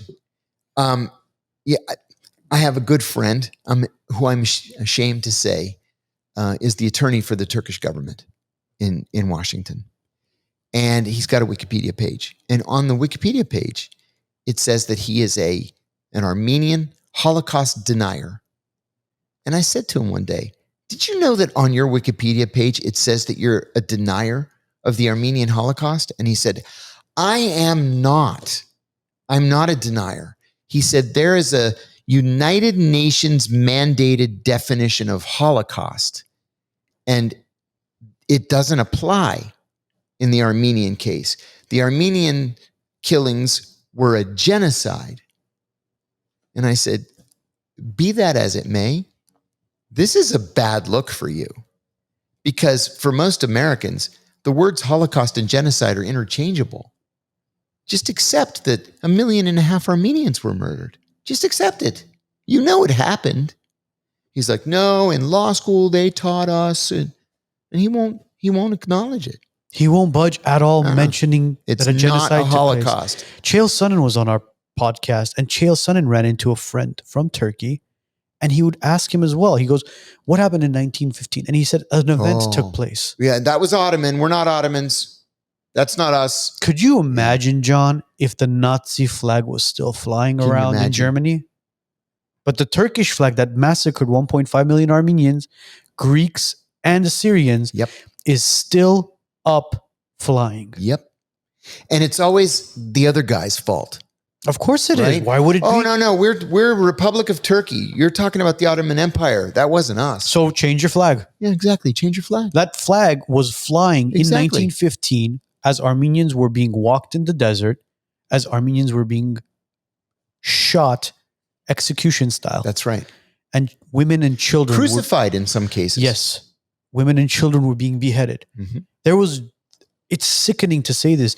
There were pregnant women who were marched in the desert, whose stomachs were slit open. So they would guess together, the Ottoman soldiers, as to what the sex of the baby would be. Have you ever heard the term janissary? It sounds familiar. The Turks had this military unit called the janissaries. What they would do was they would kidnap Greek children, take them back to Turkey, raise them as Turks, put them through this advanced military training, like special forces training, and send them back to Greece to kill Greeks. You're shitting me. They were called the janissaries. They had no idea that they were Greek. There's so many people living in Turkey right now who have Armenian blood in them. Oh my God, it's the same with. I belong to these DNA Facebook pages. I can't tell you how many Turks just said, "Oh my God, I just did 23andMe and I'm 75% Greek. It's going to screw up my whole worldview." I was literally just about to bring that up. There was a video of a Turkish guy who lived in Istanbul, which is Constantinople, and he did a 23andMe test, and he's sitting there staring at his phone, and he says he's 95% Greek. See? And he's just like, and he's speaking in Turkish, but there's subtitles, and he's basically saying, "I can't believe I'm Greek and I'm not Turkish." Let's dive into another subject right now. We want to dive into the JFK files. Recently, with the Trump administration, they declassified the John F. Kennedy files. And everybody was super excited to find out, all right, you know what? What happened to one of the greatest presidents that was going to, hopefully finish his term, but unfortunately we saw what happened. How much of the CIA was involved in the assassination of John F. Kennedy? Well, first, I want to say I have a friend at the White House, and I commented to him a couple of months ago. Thank God that President Trump released the rest of the JFK documents. He said, "No, he didn't." I said, "Sure he did." He said, "Oh, no, he didn't. He released most of them." And I said, "Well, why didn't he release all of them?" And he said, "Because the ones that are still classified point the finger right at the Israelis." So that's number one. Number two, to answer your question more specifically, I thought that what documents were released were huge, right? There's been so much speculation about CIA involvement in the Kennedy assassination for so many years. And the CIA denied and denied and denied and denied all these years, 70 years, 62 years. Well, what these documents told us was that there was CIA involvement. It may have been peripheral on the one hand, but there are two things that are critically important, I think. Number one, the CIA lied consistently about its contact with Lee Harvey Oswald. Consistently. For all these years, they said, we didn't have any contact with Lee Harvey Oswald. That is just simply not true. We know now that James Angleton, the deputy director for counterintelligence, had ordered that the CIA be in touch with Lee Harvey Oswald. We also know that Oswald, debated anti-Castro people for local TV consumption in places like Miami and New Orleans, apparently knowing that those debates were set up by the CIA. So money was expended either to recruit Oswald or to remain in touch with Oswald, number one. Number two, the conventional wisdom was that these documents would probably not tell us anything new, but that they would probably serve to confirm CIA surveillance operations in Mexico City in October and November 1963. And people were saying, scholars were saying, okay, so who were they surveilling in Mexico City? And why were they surveilling those people in Mexico City? Well, we all knew the likelihood was they were surveilling Lee Harvey Oswald in Mexico City. And it turns out that they were. They watched him go to the Russian embassy or the Soviet embassy. They watched him go to the Cuban embassy. He was turned away from both places. But they knew about Oswald. How did they know about Oswald? Because they were working with him. So that was very, very important. Secondly, and this is the darker part, this is actual CIA involvement. I'm ashamed to say that there was a Greek American named George Ioannidis, who was a senior CIA officer. He was what today we would call the station chief in Miami, right? He worked his way up very, very quickly.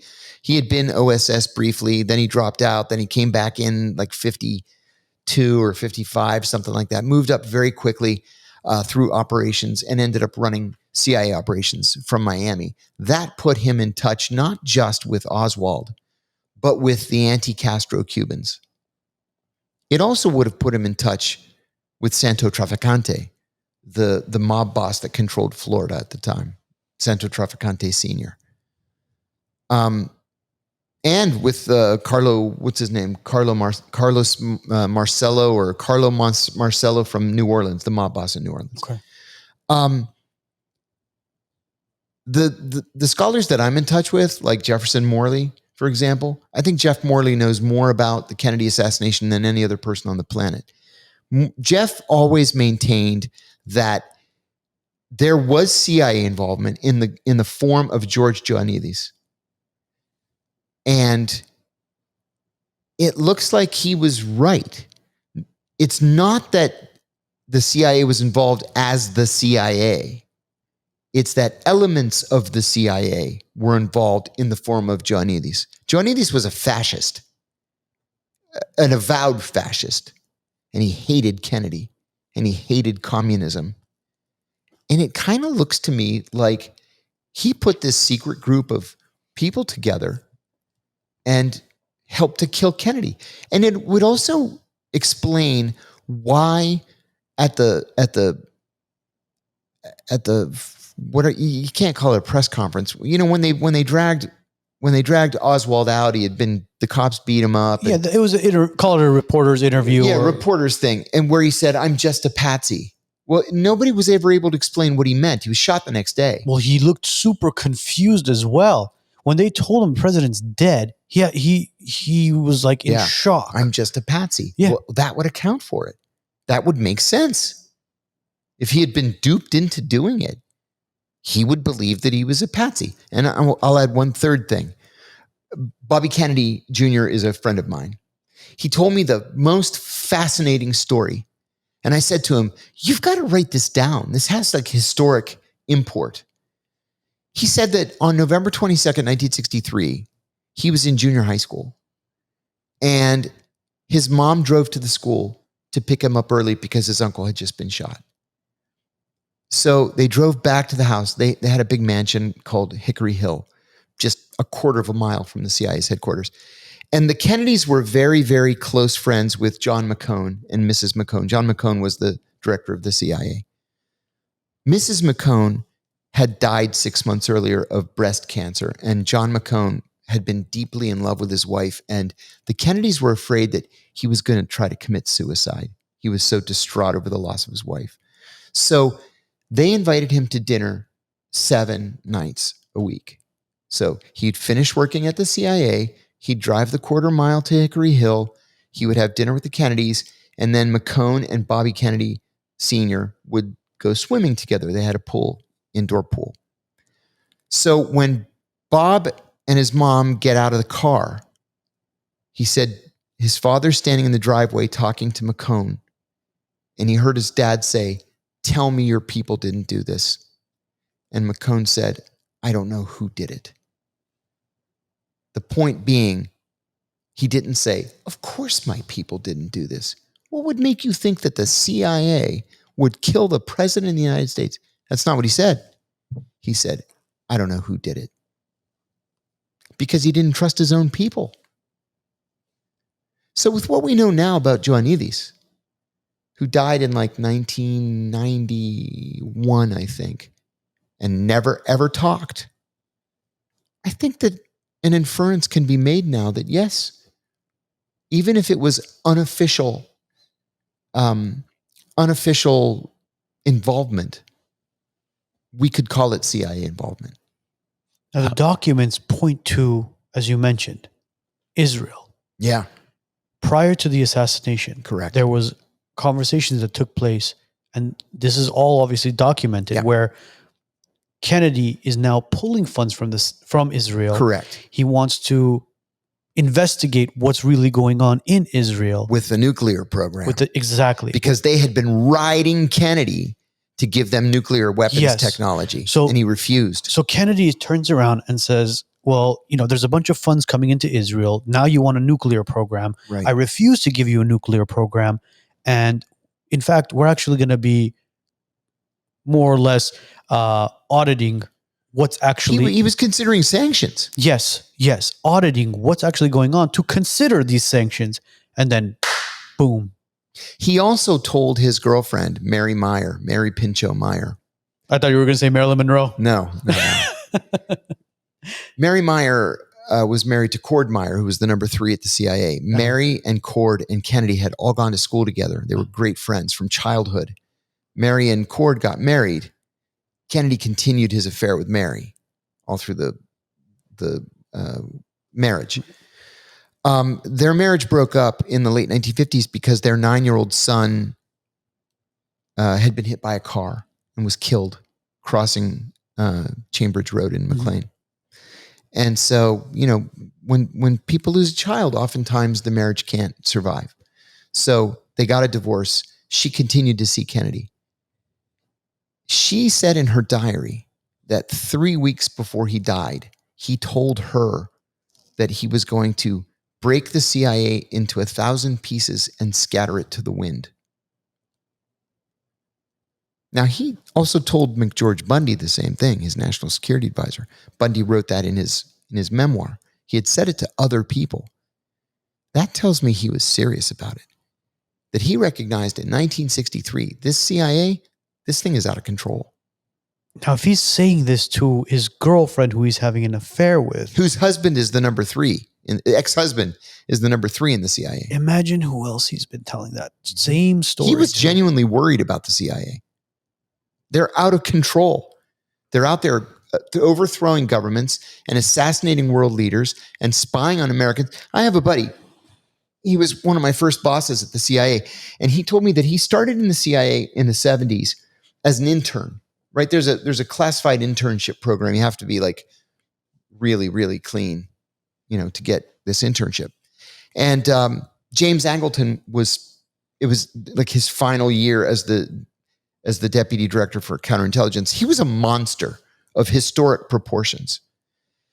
So my buddy starts in that office, and the secretary showed him around that day, gave him a tour of the office. And he said, when you first walked in, there was an entire wall that was just covered with shelves, and the shelves had file folders on them. And the secretary said, whatever you do, don't look in those files. You're not cleared for those files. Well, he's like, I'm 22 years old. What do you think I'm going to do? He said the first time he was left alone in the office, he went straight to the files. He said every single one of those files was on an American citizen. These are CIA files. Mm-hmm. But why was Kennedy threatening or considering dismantling the CIA? Because it was out of control. But the CIA director is hired by the president, no? Which is why he fired Allen Dulles and named John McCone. Allen Dulles was named CIA director by Eisenhower. His brother, John Foster Dulles, Dulles Airport, was the Secretary of State under Eisenhower. They were two of the darkest figures in modern American history. And Kennedy's like, these guys are just killing everybody, overthrowing every government that looks at them cross-eyed. I'll give you another example. Guatemala in the 1950s. Okay, there was a wealthy businessman from Boston whose name escapes me, and this is right around the turn of the 20th century, and he decides he wants to build a railroad from Guatemala City to the coast, right? So that his ships can dock there and everything can be loaded and he can bring the goods to the United States. So he hires all these poor, illiterate workers to just, clear the jungle and then lay the track for the railroad. Every day, when they take their break in the middle of the day, they're picking these fruits from the side of the, area where they're working. And he said, what are these fruits that these guys eat? And he was told, these are called bananas. He had never heard of this fruit before, right? So he tries one. He says, my God, it's delicious. And they're growing everywhere. And he makes this decision that he's going to buy all the land on both sides of the track and he's going to sell the bananas in the United States. So he renames his company the United Fruit Company. Okay? So he ends up becoming the largest landowner in all of Central America. And it's all about the bananas. By 1955, the democratically elected government of Guatemala says, the Americans pay us like a nickel an hour. They take all our bananas. They're making millions of dollars. We're not making anything. We should nationalize the banana industry and take over this United Fruit Company. Okay, who are three members of the board of directors of the National Fruit Company? Allen Dulles, the head of the CIA, John Foster Dulles, the Secretary of State, and President Eisenhower's secretary's brother. So what do? They overthrow the Guatemalan government and install a military dictator, which gives rise to the term Banana Republic. And the United Fruit Company, under a different name, is still the biggest company in Guatemala. They monopolize it as well. Mm-hmm. Kennedy's like, what the fuck is going on here? The CIA can just overthrow a government to protect the banana trade? Are insurance companies giving you the runaround? Stop stressing and start winning. Public Assist goes toe-to-toe with the insurance companies so you could get paid every single dollar that you deserve. Fire damage, water damage, storm damage. Has a tree gone through your house? Public Assist has your back. Don't wait. Call them today. 818-242-0998. 818-242-0998. Are you looking for a place to kick back and celebrate? Well, the Glen Arden Club has got you covered. Upstairs, you got a private lounge with a cigar room. Downstairs, you got the Moose Den, where you can have cocktails and private events. Hey, are you even hungry? They got an outside pizzeria serving one of the best pizzas in town. If you're interested in becoming a member with the Glen Arden Club or booking an event, contact the Wise Nuts. We'll connect you to the boys at the Glen Arden, and you could become a member here or host your next gathering. Knowing what you know now about the CIA and the government, because you know how, for example, kids, young boys see police officers on the street, Sure. firefighters on the street. Sure. Or maybe they watch a war movie and they decide, I want to become a Navy SEAL. I want to become a firefighter when I grow up. I want to be a law enforcement. Knowing what you know with all the stories that you have, would you want to be a CIA officer again if you can do it all over again? Absolutely not. And I wouldn't allow my children to join the CIA. No. Why is Not that? only that, I don't even think the CIA should exist. Everything that the CIA does is also done elsewhere in government, right? The Director of Operations does human source collection. Well, so does Defense Human Services. They recruit spies to steal secrets just like the CIA does. The State Department's Bureau of Intelligence and Research, which is very highly respected, does analysis, just like the CIA's Directorate of Intelligence does. DARPA and NSA and a half a dozen of other organizations do science and technology development, just like the CIA's Directorate of Science and Technology. And for all intents and purposes, after the 9/11 attacks, the CIA became a paramilitary organization. Well, we've got the Navy SEALs, we've got the Delta Force, we've got the Army Rangers, we've got all these different paramilitary organizations. What do we need CIA for? So do you think the CIA is actually operating as a fourth branch of government in the United States? That's a tough one. No, I wouldn't go that far, but I would say that there is almost no congressional oversight post 9/11. The CIA can do literally anything it wants. I can't tell you how many times I was involved in an operation, and a couple times where the operation went bad.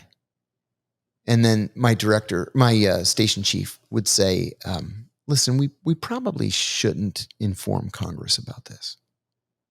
And I remember being kind of a mid-career officer saying, what's the threshold for informing the oversight committees? I thought when something turned to shit, you had to, write a memo and tell Congress. It's like, no, we're not writing any memos.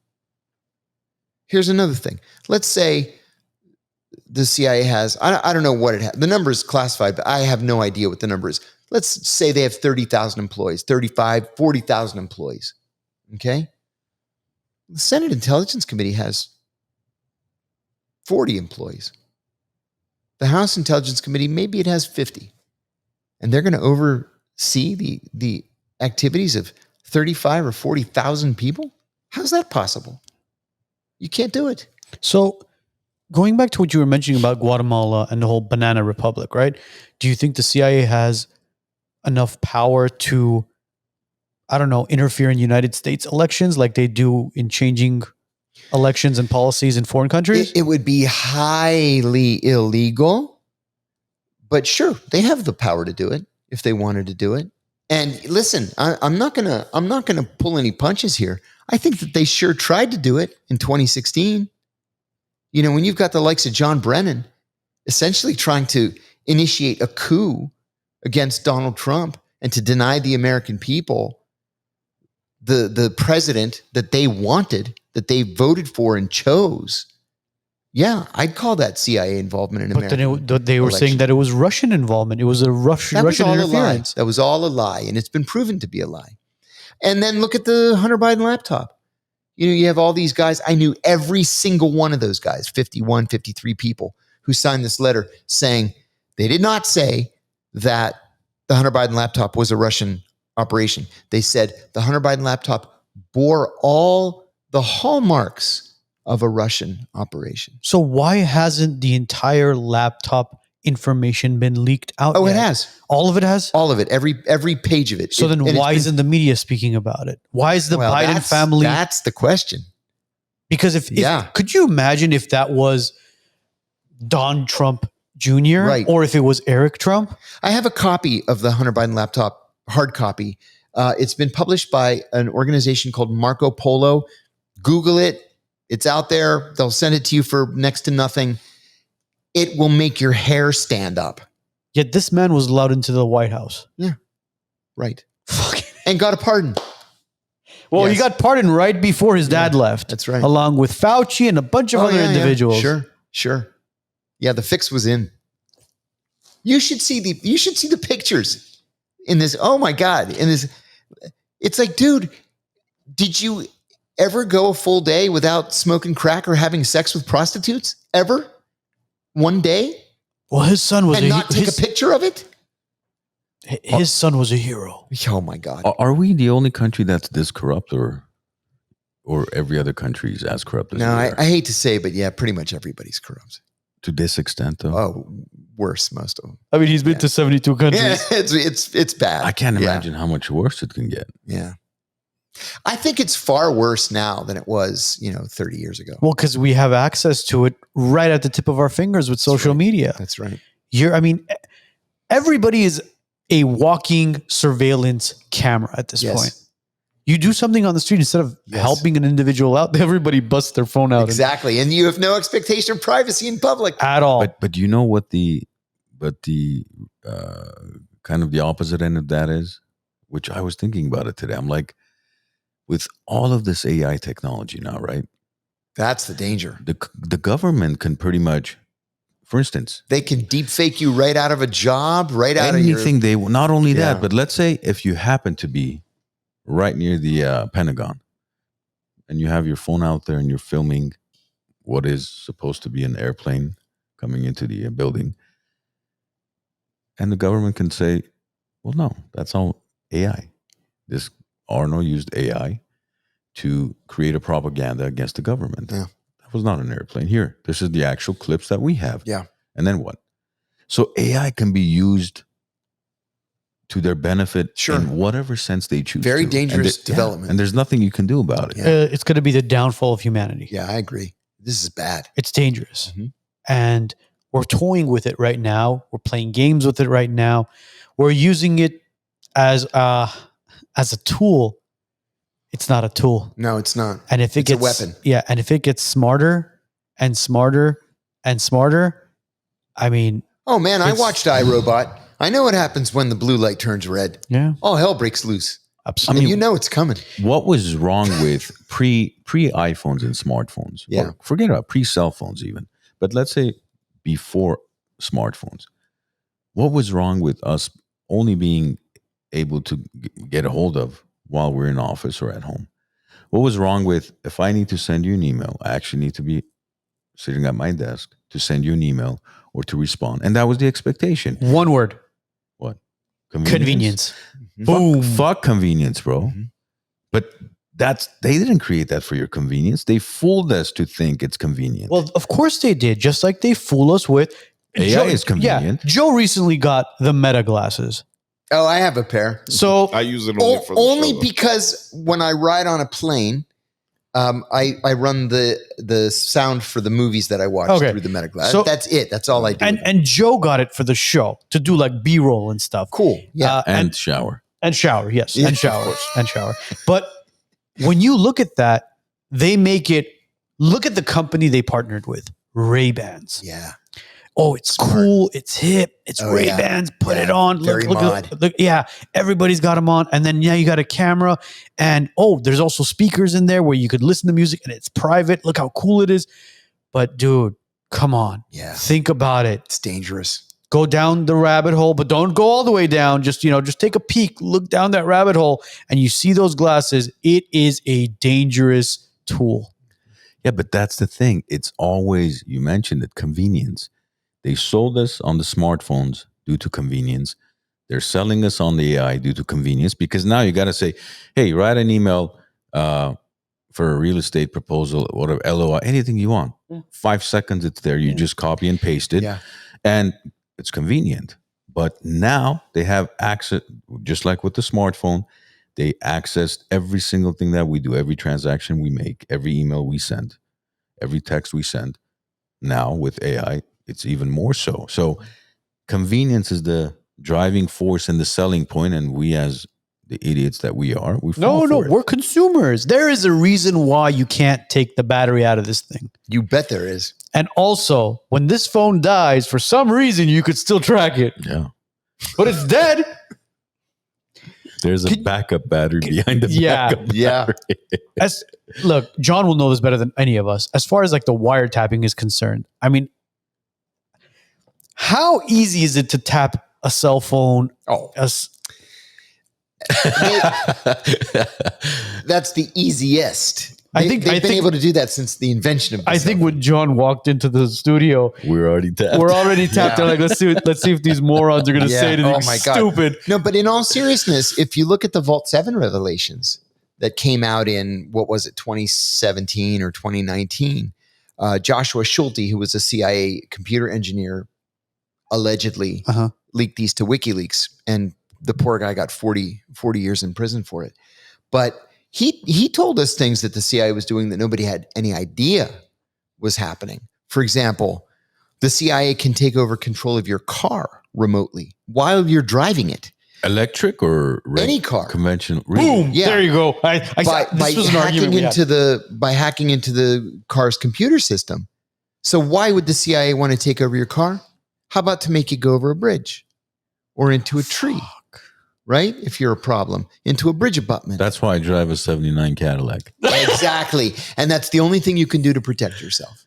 That's right. See, we had this argument with the boys like weeks ago where they were like, don't get an electric car. They could gas it for you, or not gas it for you, but don't get an electric car. They could basically drive it for you. Yeah. They could steer it for you. They could Yeah. stop you and everything. Mhm. I was like, dude, the technology in cars nowadays, including gas powered cars, is so advanced. The computer systems in there are so crazy that regardless of it being electric or gas, they can drive you off that bridge. Yes, they can. Yes. Another thing that they can do is with any smart TV, they can flip the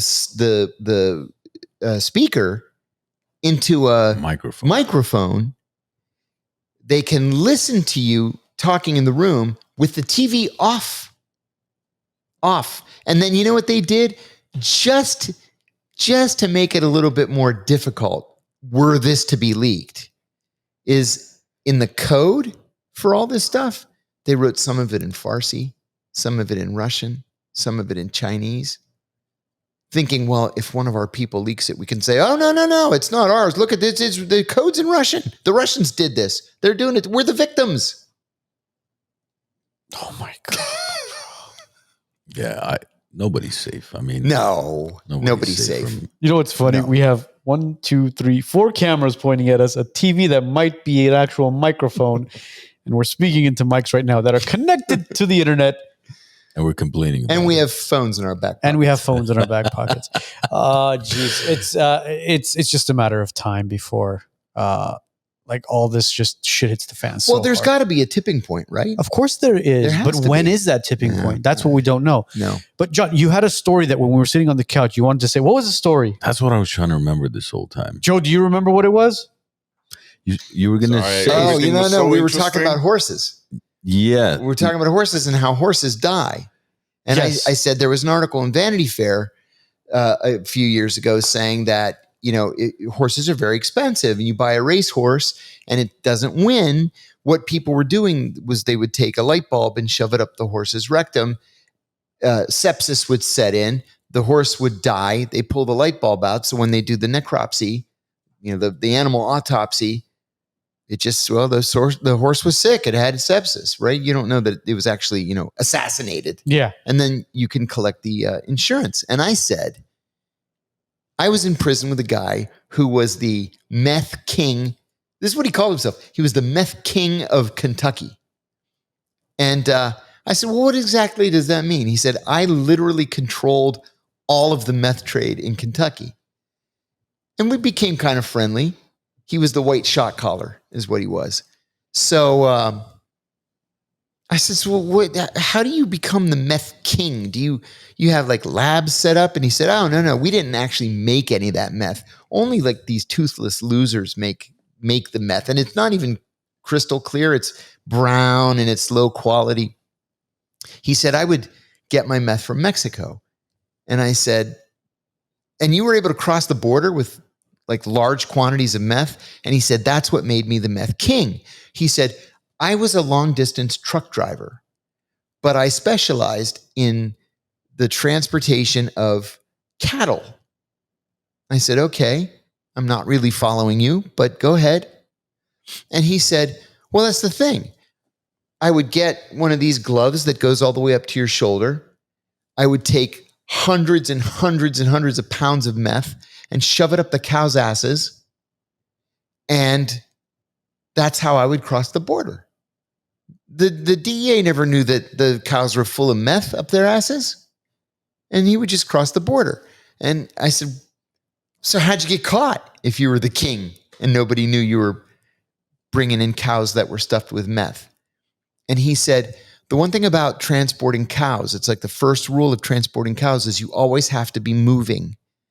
Because if you stop, the cows can't just stand there. They'll die. They have heart attacks and they'll die. They have to constantly be moving, right?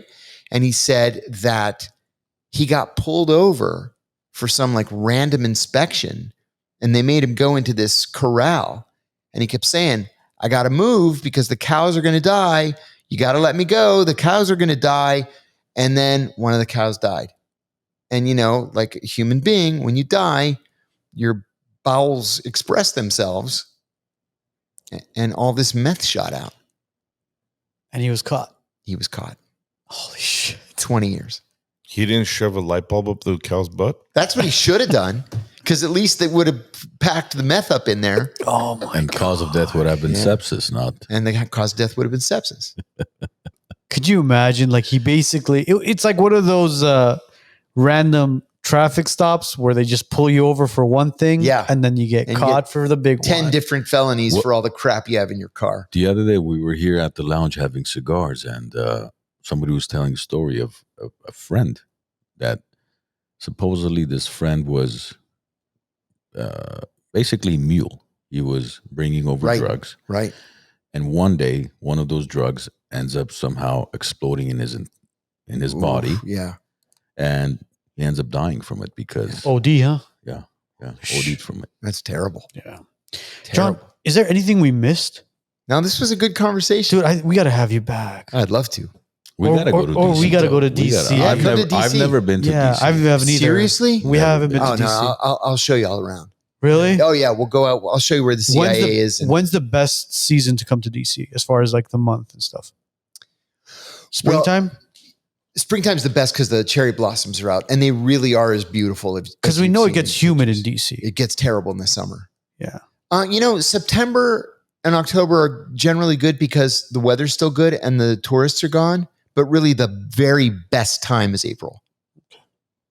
And that's spring break for kids, no? Usually. That's true. That's Yeah. spring break. Spring break. Yeah. Okay. Well, maybe we could. Yeah. I mean, we have your contact information Oh, yeah, at yeah. this I'll point. show you all We're, around. we're definitely going to be in touch.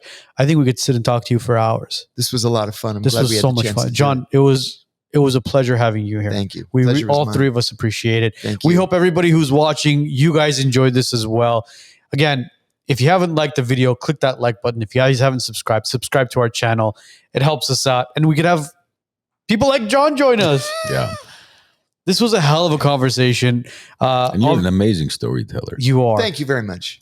Thank you very much. I approached a literary agent the other day. I've written 8 books, and I only used an agent for my first book, which did well. I made number 5 on the New York Times bestsellers list. Wow. So I decided, because people tell me I'm a good storyteller, I decided I'm going to write a big book and put all my stories in one place. So a buddy of mine, who's also an author and a former CIA officer, he's written actually 24 books, and like 9 of them have made number 1 on the New York Times bestsellers list. He says, you got to talk to my buddy. He reps nonfiction writers, and you two would really like each other. So I sent the guy a long email. I said, these are the 8 books I wrote, and I won these literary awards and all this stuff. And this is what I want to do with the book of stories. And he's like, yeah, that doesn't sound very interesting. And I don't think you'll make any money for me. I was like, oh, okay. Watch me. Thanks anyway. Yeah, seriously. But So I'm already 20,000 words into it. beautiful. Wow. I'll Good for you. do it with him or without him. We wanted to have this conversation a little bit different from the other podcasts Yeah. that you've been on. This was different. As you noticed. Yes. A lot of the other shows that you've been on, they talk about what happened with the CIA Yeah. and the torturing and all that. We're Frankly, like, all right. I'm tired of talking Yeah, about and it's like, dude, everybody's heard those stories. We want to dive into something where we can kind of bounce certain topics off of each other and Yeah. get your perspective on it, which again, we greatly appreciate. I'm glad to have had the opportunity. Thank you. Appreciate it, John. Guys, today's episode will be up and running on Spotify, Apple Podcast, and all major platforms mañana. Have a great week. Have a great weekend. I'll see you guys all next week.